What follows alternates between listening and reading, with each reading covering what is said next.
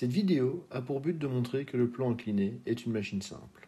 Elle fait suite à la vidéo La capsule théorique sur le plan incliné que vous pouvez trouver dans la playlist 4-2 heures plan incliné. Nous allons donc passer rapidement sur certaines notions du plan incliné. Si vous ne les maîtrisez pas, il est conseillé de regarder la vidéo sur la capsule théorique du plan incliné. Nous allons commencer par voir pourquoi le plan incliné peut être considéré comme une machine simple. Pour ce faire, nous allons comparer deux objets de masse identique qui montent en ligne droite et à vitesse constante une même hauteur. Le premier va utiliser un plan incliné, tandis que le deuxième va monter sur une échelle. Commençons par représenter le poids de nos deux objets. Ils ont la même masse, ils ont donc le même poids. Nous utilisons la même échelle pour représenter les deux poids. Nos deux objets se déplacent en ligne droite et à vitesse constante. Nous pouvons donc dire que la résultante des forces appliquées à nos deux objets est nulle. Dans le cas de l'échelle, ça signifie que la force motrice nécessaire à faire monter notre objet aura la même intensité, la même direction, mais sera de sens opposé à notre poids. Nous pouvons commencer par la représenter. Donc nous avons ici notre force motrice. Lorsqu'un objet est sur un plan incliné, le poids agit suivant deux axes différents. Un axe qui sera perpendiculaire et un axe qui sera parallèle au plan incliné. Nous devons donc décomposer le poids suivant ces deux axes. Nous avons ici la composante perpendiculaire du poids et nous allons retrouver à cet endroit-ci la composante parallèle du poids. Nous savons que la résultante des forces appliquées à l'objet est nulle. Donc, concernant le plan incliné, la résultante des forces sur l'axe parallèle doit être nulle et la résultante des forces sur l'axe perpendiculaire doit être nulle.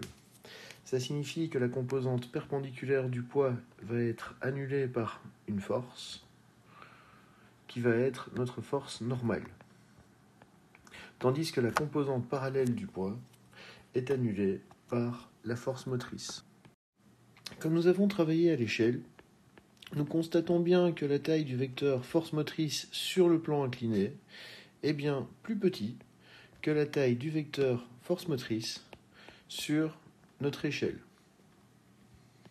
Cela signifie que pour monter un objet sur un plan incliné, nous devons exercer une force motrice plus petite que si nous le montons à l'aide d'une échelle. Notre plan incliné peut donc bien être considéré comme une machine simple. Nous pouvons également le montrer d'un point de vue mathématique. Dans notre exemple, notre force motrice est égale à la composante parallèle du poids, en intensité bien sûr, et nous savons que la composante parallèle du poids est égale à sinus alpha fois g. L'angle du plan incliné n'étant pas droit, le poids parallèle est donc plus petit que le poids. Comme toutes les machines simples, l'avantage mécanique est défini comme étant la force résistante divisée par la force motrice. Dans le cas du plan incliné, le but étant de monter un objet, la force résistante est le poids de l'objet. Donc, notre formule de l'avantage mécanique peut se noter grand G sur force motrice. Nous avons vu que la force motrice était égale à la composante parallèle du poids, qui elle-même est égale à sinus alpha fois G. Notre avantage mécanique est donc égal au poids sur sinus alpha fois G. Nos deux poids se simplifient, et donc l'avantage mécanique dans un plan incliné est égal à 1 sur sinus alpha. Pour déterminer cette relation, nous avons étudié le triangle force constitué de G, la projection de G parallèle et G perpendiculaire. Ce triangle est un triangle rectangle avec l'angle alpha ici. Nous constatons que notre plan incliné est également un triangle rectangle avec l'angle alpha. Ces deux triangles sont donc semblables. Opposé à alpha, nous retrouvons la hauteur à laquelle nous voulons amener l'objet. Et notre hypoténuse correspond à la distance que nous devons parcourir avec l'objet ou la distance sur laquelle le point d'application de Fm va se déplacer. Donc, dans notre triangle objet, si nous étudions le sinus, nous obtenons la relation suivante. Sinus alpha est égal à opposé sur hypoténuse, donc ici h sur d. Ce qui veut dire que 1 sur sinus de alpha est égal à d sur h. 1 sur sinus de alpha, nous avons également vu qu'il s'agissait de l'avantage mécanique.